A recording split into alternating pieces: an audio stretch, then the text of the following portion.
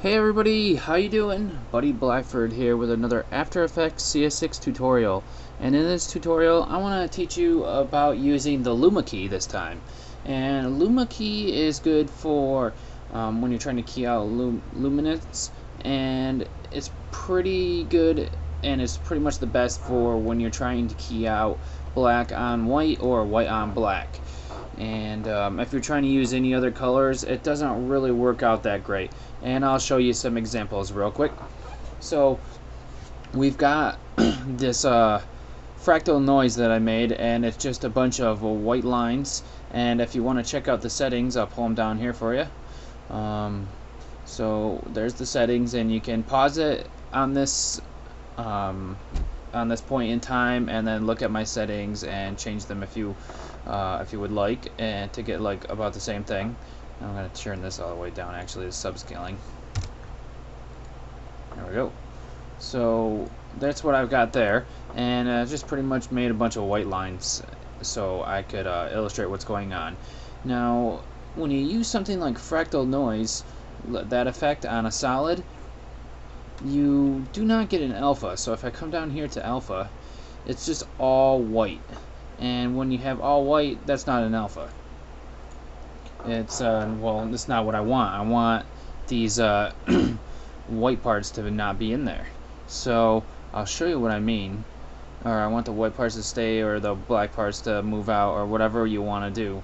So to create an alpha. So what we're gonna do is add the Luma key on here, and we'll go to keying, and then Luma key. And we've got it here, and now we just have to mess with the threshold and the tolerance.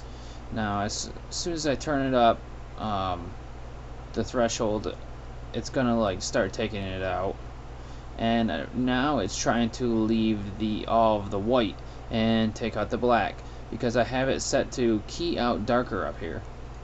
Now if I want to do the opposite, I can go on to key out brighter and just key out the white. So I'm going to key out the white because it's easier to see for us. So if we mess with the threshold here and decrease it or increase it to what we want, so something like about there, it looks like. And then we've got our tolerance that we can mess with to actually, like, sometimes the tolerance works better when you're using key out similar and key out dissimilar, and it only has minimal effect when you're just keying out the brighter or darker. We've got our edge thin, which will work on the edges for us here, and it goes into the negatives, as you can see.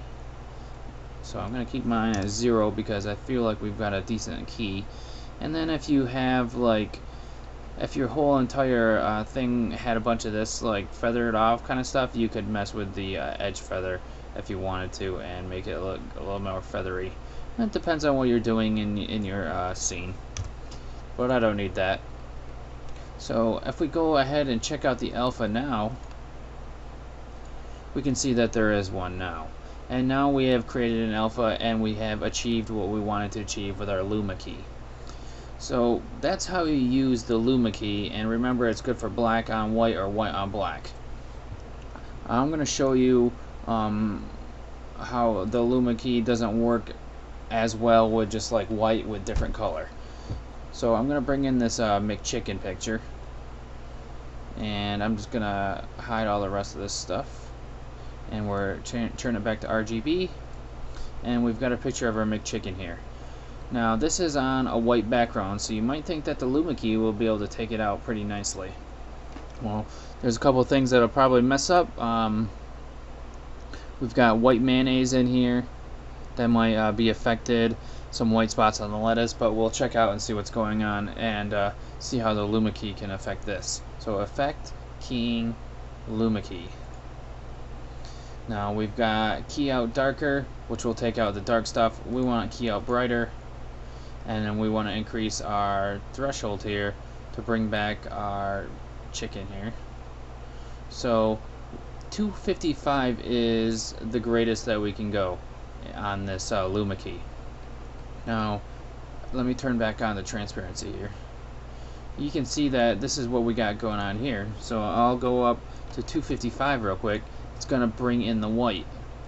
If I go to 254, that's the next level. It just like snaps right to it, which is not good. We got some stuff being taken out here. We got a couple pixels there, some pixels in there, and then of course all around the outside, and it sucks. You can try to increase your tolerance and all that stuff. It doesn't work as well. You can try edge thin, but you still have these pixels that are in the middle that are all effed up, and plus around the outside it does not look nice at all. Edge feather won't fix it, so we need to use like a different kind of method. I'll come out down to like key out similar. It's kind of like the same thing. You can use your tolerance. Let me bring the threshold down. Let me take the edge thin off, because that's what those gray things are. So we're trying to key out. Let's key out dissimilar. And you try to do pretty much the same thing, and exact same thing happens. Doesn't work out too well. So you can see now that the Luma key is just good pretty much for black on white, and like the luminance kind of value kind of stuff. So if you really needed to like get that McChicken pretty much keyed out or whatever, try using auto trace. And I made a tutorial about auto trace a long time ago. Probably, I don't know, check around in the 30s or something like that for my tutorial numbers in After Effects CS6, and learn how to use the auto trace to trace out something like this. It works pretty well actually. So that's all I got for you for Luma keys, and they help create alphas within black and white images that don't actually contain alphas. So there you go. Hopefully you guys learned something in this tutorial, and I'll see you guys in the next one. Have a good day, everybody.